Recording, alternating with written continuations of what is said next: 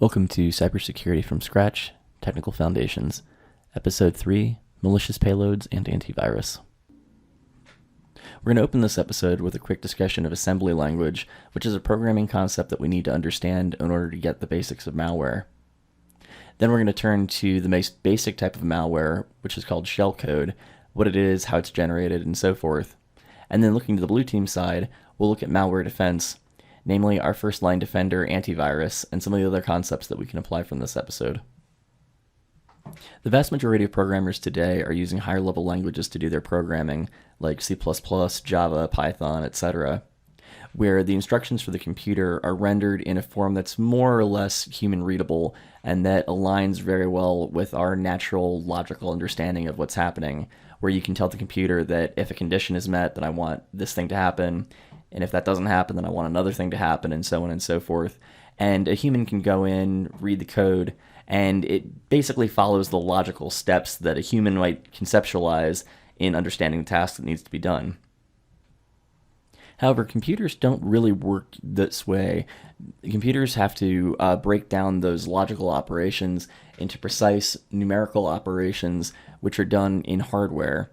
And this is what assembly language is it's the instructions for which number values to put in particular pieces of memory and so on and so forth, and to adjust those values. And then those concepts can be built up to the higher level logical abstractions that humans know. So this is assembly, is giving the computer the exact instructions that you want the hardware to be implementing under the hood. Now, obviously, this isn't very readable, and that's why essentially nobody programs in assembly anymore unless you really, really need to. However, it's useful if you're programming for a piece of software that has to be hyper-precise in the resources that it uses, or something like that, where you just can't trust a computer to generate it for you automatically. Malware development, specifically exploit development, is one of the fields that requires this level of precision. Specifically, when you're developing an exploit, often you're finding out that a program has a vulnerability that allows a tiny handful of bytes to be misinterpreted as instructions for the computer. And so in this case, the attacker needs to distill the instructions for the malware into the tiniest possible footprint, and then place that into the code. Now, red teamers aren't usually writing this code by hand. Often there's pre-programmed payloads which are just modified and tweaked in very subtle ways that produce this malware function. However, it's an important part of exploit development is to be able to take assembly code and drop it in where appropriate. Malicious payloads and malware come in all shapes and sizes and all different forms of intent. However, we're going to talk mostly about the most basic type today, shellcode. Essentially what shellcode is it's a tiny program that gives remote control of a system to some remote host. Usually this is in the form of what we just call a shell, which is a simple remote command line interface where text is received over a TCP socket, it's fed into whatever that system's command line interpreter is, and then the result is fed back. It's very lightweight, it's very dumb, there's no extra functionality to it. Some shellcode programs have some additional functionality built in, but in the most basic form, it's just text over TCP. It's very simple.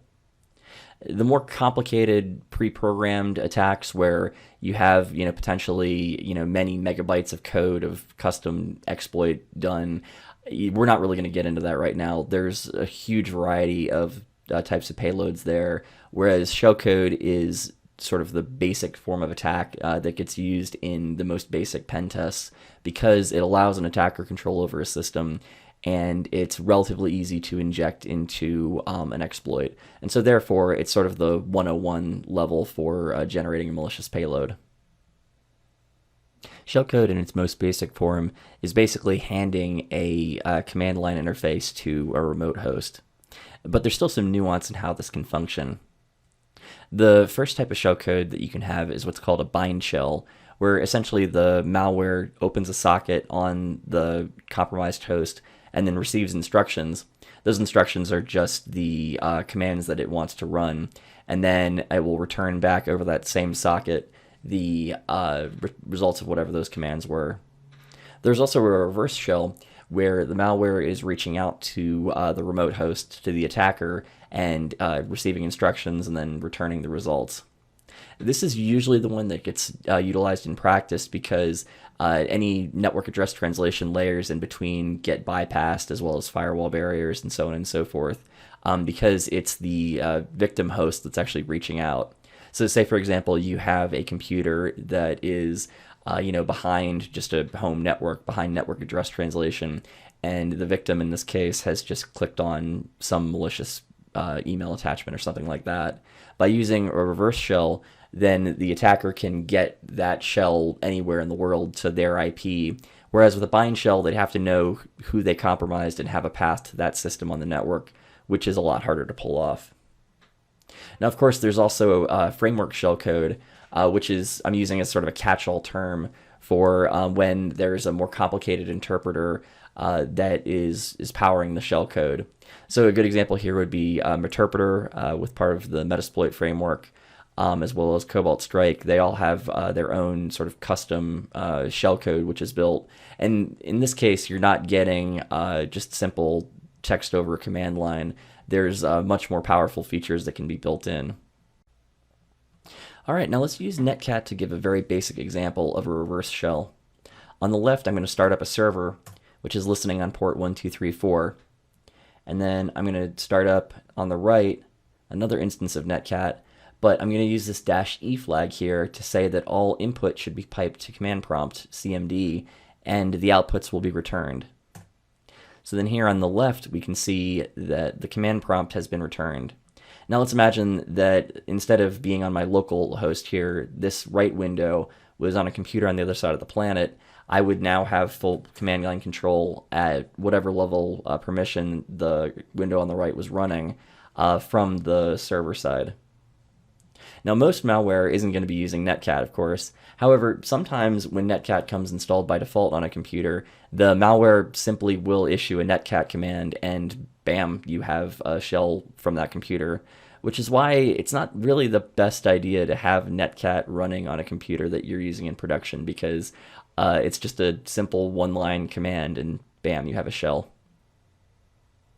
Attackers will generate shellcode in whatever format works for their particular vector. Assembly is popular if they're using an exploit that allows them to trick the program in one way, shape, or form into interpreting some segment of data as code. And so what they do is they plop in those assembly instructions into that data segment they can control, and then the program will see that set of instructions, get tricked into using them as instructions, and suddenly they have a shell back. There's also what's known as a web shell, where the attacker will take some sort of web code, whether that's PHP or whatever backend the server is using, and essentially trick the server into running that code.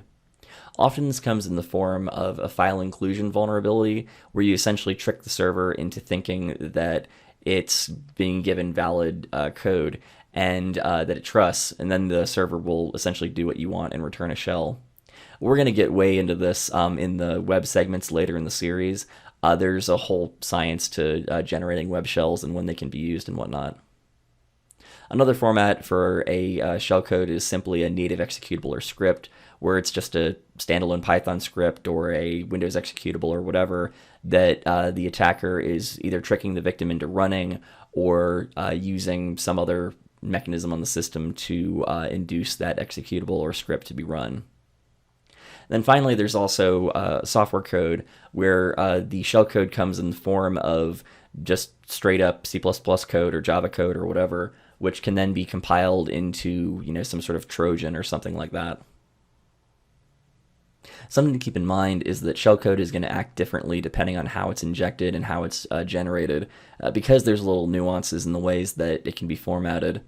Just keep that in mind. We'll get to some specific examples as we touch on each of these different areas as we get to them throughout the series, so that you can understand the nuance in when they're appropriate and whatnot. The most basic way that shellcode can communicate with its host server is with simple text over TCP, where a socket is open, text is written, and that's it. It's simple, effective, and common. However, it's also really easy to snoop on this traffic and see what's going on, since if you have a firewall that's inspecting data going over it, if it sees the telltale headers for a command prompt window or a bash shell, then, well, it's a pretty dead giveaway what's happening.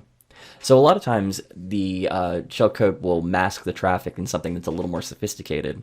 For example, it might be using HTTP or HTTPS, where it's using a HTTP GET in order to retrieve new instructions and a POST to submit the results. And if this is encrypted and it's going to a URL that sounds legitimate, then it's much easier for the malware to sort of hide its traffic in with the normal traffic on the network. Of course, this is starting to introduce complexity because if you're using HTTPS, then your malware has to be smart enough to encrypt the payload. And so you just start having more overhead and more dependencies, and that's something that you often can't get in a small exploit. Now, of course, there's many other ways that things can be used. Like, for example, you can use UDP in a way that sort of mimics DNS traffic. You can use out-of-band communication. There's some clever things that people were doing with IRC, the Internet Relay Chat, a few years back. Really, there's any number of ways that servers can communicate with their control agents. This is something we're going to get into later because it's a whole science in and of itself of how these communications can be set up in a covert manner, and then how the defenders can detect and counter them. Now, simple text over TCP is not a full TTY shell like you'd get if you were actually sitting down and connecting to a computer, either with a keyboard or with SSH or some program that's purpose-built for that function. So you can't tab complete a command, you can't do multi-step operations like a confirm, where, for example, you need to enter different pieces of input before the command is fully executed. You just fire off a command and that's what runs. There's no extra involvement there. However, shells can be upgraded to allow some additional interaction, like with SU. For example, you would need to say SU switch user to whatever the user you want, and then follow that up with a password. So the way you can do this is to use Python if it's installed and leverage the PTY module. So if you issue the command that I have on the screen here, this will tell Python to basically use the PTY module to spawn a bash shell, and that has the effect of allowing you to do multi-line commands like SU. This really is an essential technique needed for a lot of pen test exercises, where if you're doing many types of exploits, you need that multi-level access, multi-command capability. And if you're going to be switching users, you really need this as well. So if you're going to be doing shells, you kind of have to know how to do this sort of basic shell upgrade. Let's illustrate our shell upgrade by actually doing it. So here we have in this window a netcat listener listening on port 1234. And over here, we're going to start up a returning reverse shell connecting to localhost and 1234, but we're going to have it connect with bin bash because this is Linux, and so we don't just say cmd, we want to direct it to the bash shell. So we connect, and we can see over here that we now have control over the system. Now, one of the things that we want to try to do is switch our user. So let's try doing an SU to Cali. And here, nothing happens. We don't see a password prompt. So let's try going over here, and we can see actually that this password prompt came in on this side. Not very helpful, because that basically means that we're locked in on that user. So even if we have credentials, we can't move around. So let's try this again. And what we're going to do is try upgrading the shell with this Python upgrade. And now suddenly we can enter our password. Now, of course, you can tell that this is different from a normal shell, because if you try typing that password, then you actually see it in plain text. So it's clearly not exactly a shell. It doesn't have the full sense as if you're actually sitting there at the terminal. You can't tab complete, but it gives you a lot of that functionality that you might need for switching users, or sometimes using some form of exploit that needs that capability. MSF Venom is probably the most popular way of generating shellcode. It comes bundled as part of Metasploit, and it has many options for different languages and platforms. So if you need assembly code, they got you. If you want a web shell, they got you. There's a ton of different options. And so you can use this to generate both very basic text over TCP shells, You can have staged payloads, which is something that we'll get into later, where the basic shellcode just reaches out to the host and pulls down additional instructions. Or you can have a full interpreter payload, which is the basically the instructions to launch up a interpreter daemon that interfaces with the Metasploit framework. Interpreter is another thing that we'll get into later when we start talking about some of the more advanced features of Metasploit. Of course, antivirus does widely intercept these payloads. Since MSF Venom is so popular, it's also extremely well watched, and so most antivirus programs will intercept it fairly easily unless some sort of measures are taken. Unicorn is another program that can generate macro-based shells. So if, for example, a red team is generating a phishing campaign to see how vulnerable an organization is to people clicking on files that they shouldn't, then Unicorn can be used to generate some of the code that powers that. Now, when shellcode is being generated, it can be encoded in some way that will essentially allow the shellcode to decode itself on the fly. Shellcode Generation is one of the formats that Metasploit through MSF Venom makes available to the user, where essentially the payload through multiple layers of encoding becomes more difficult for antivirus to detect. Now, in practice, I've experimented with this a good deal, and I've actually never managed personally to slip a Shellcode Generation payload past antivirus, at least not in the last couple of years. And so I think the industry is moving to a point where more advanced measures need to be taken. Now, the nice thing is that this makes it more difficult for people to get into systems, obviously. This means that antivirus is maturing very nicely. Now, one of the other things that people can do to sort of get around the fact that that a lot of the frameworks that are generating payloads are very well watched is they can write custom agents. Now, this is really time consuming since you have to code the shellcode up from scratch, and especially if it's assembly, like that's really hard to do. There's not a lot of individuals that have that skill set. However, then it's very difficult for antivirus to provide protection because when you think about it, all shellcode really is at its most basic level is receiving commands, executing those commands, and returning the results, which pretty well describes what a lot of software should be doing.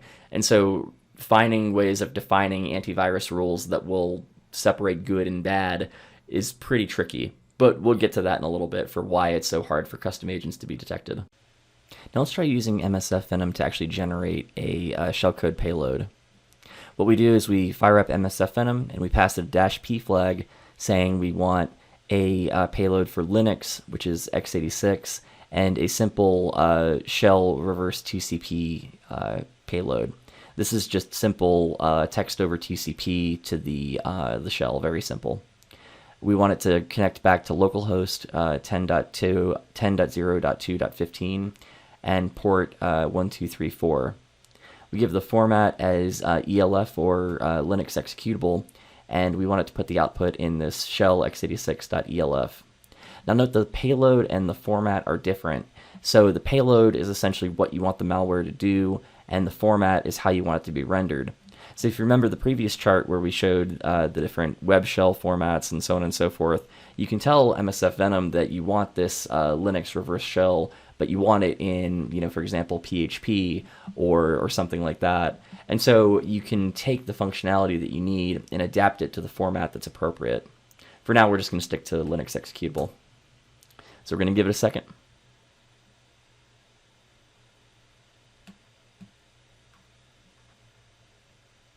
And now we have our payload. So we're going to do a chmod real quick.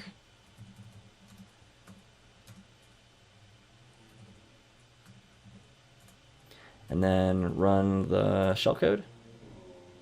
When we check over in our other window here, we see that we have received the shell.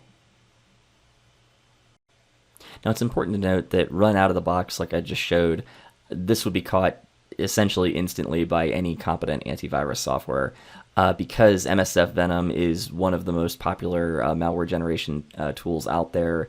Everybody's watching Metasploit, all the main vendors are watching it, and so really you can't just say give me the default payload because it'll be instantly captured.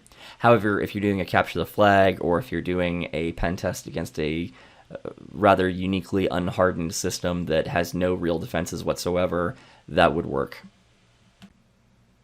The main goal of antivirus software is to stop programs like the payloads produced by MSF Venom.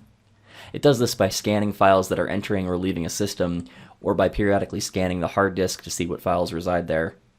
As processes run, it'll check their memory in real time to see if it can find any malware. Now, the detection is based on a couple different technologies.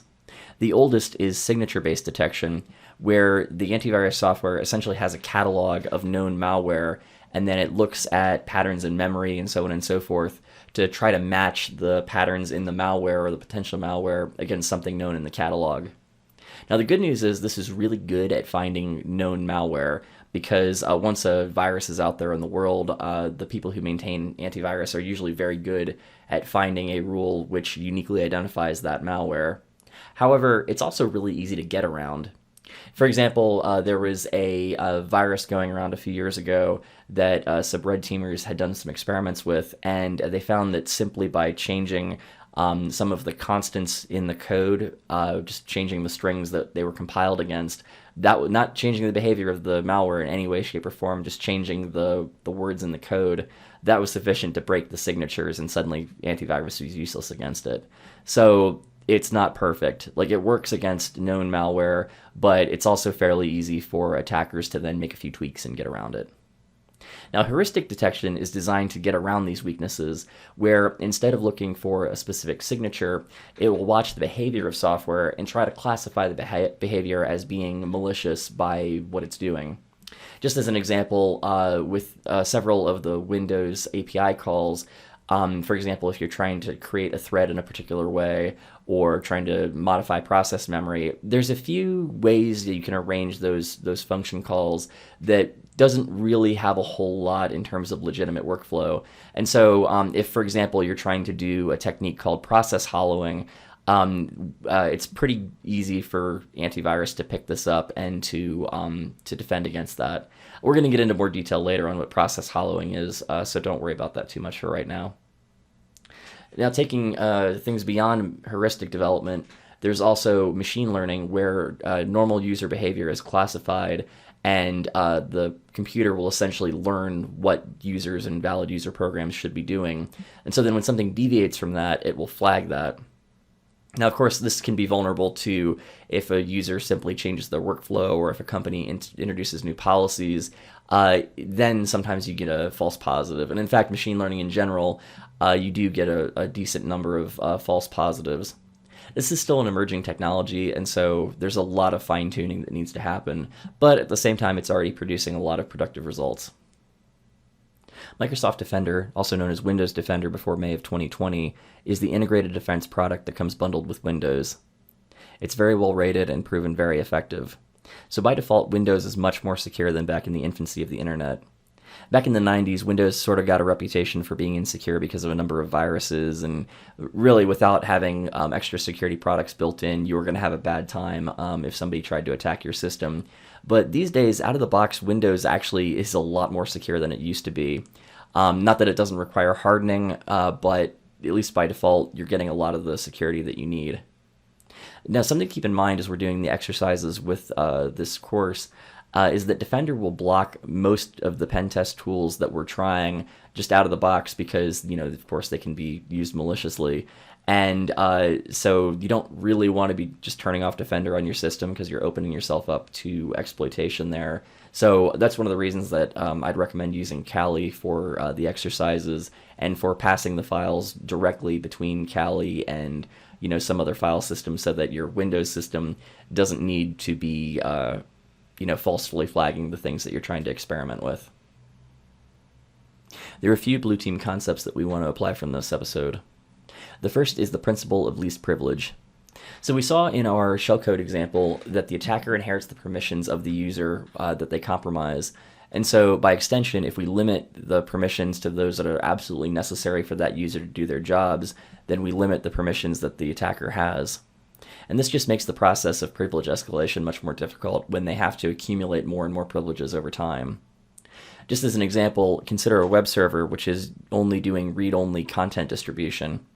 It doesn't really need write access to pretty much anywhere on the file system, and it doesn't really need read access except to the specific files that it's serving up. And so the permissions for the user account running that server should reflect that. It's also important to keep antivirus definitions up to date. Remember that antivirus is still largely reliant on signature detection, and those signatures change constantly. So if your database is out of date, your antivirus really isn't going to be doing a whole lot for you. Now, fortunately, Windows Defender is going to be doing this by default for you, because Windows these days, you kind of have to try hard to not get it to update. Now, something to keep in mind is that Windows Enterprise Edition will allow corporations to sort of turn off that auto update because perhaps they're just operating in an environment where they can't update that regularly, or they need additional testing or something like that. That does open the door for you to do silly things that would allow the system to be grossly out of date and therefore be more vulnerable to exploitation. It's also important to limit the software running on a system. So we saw how Netcat, for example, can return a reverse shell. And so Netcat really shouldn't be running on any production system because it's pretty easy to get that to return a shell. Also consider things even like Python. Like Python is a useful tool, however, it also brings utility to the attacker. We saw that it was used to do a shell upgrade.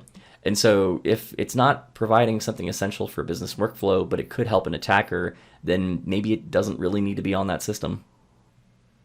In our next episode, Practical Cryptography, we're going to get into some of the nuts and bolts of how cryptography is used to secure systems. We're going to go over a few definitions and concepts, but try to keep it to the stuff that's most pertinent and applicable for the real world. From the red team side of things, the big thing that we're going to be doing is talking about how hash cracking works and actually doing some basic capture the flag exercise hash cracking. And then from the blue team side of things, we're going to spend a lot of our energy there and talk about some of the tools and techniques that can be used to cryptographically secure systems.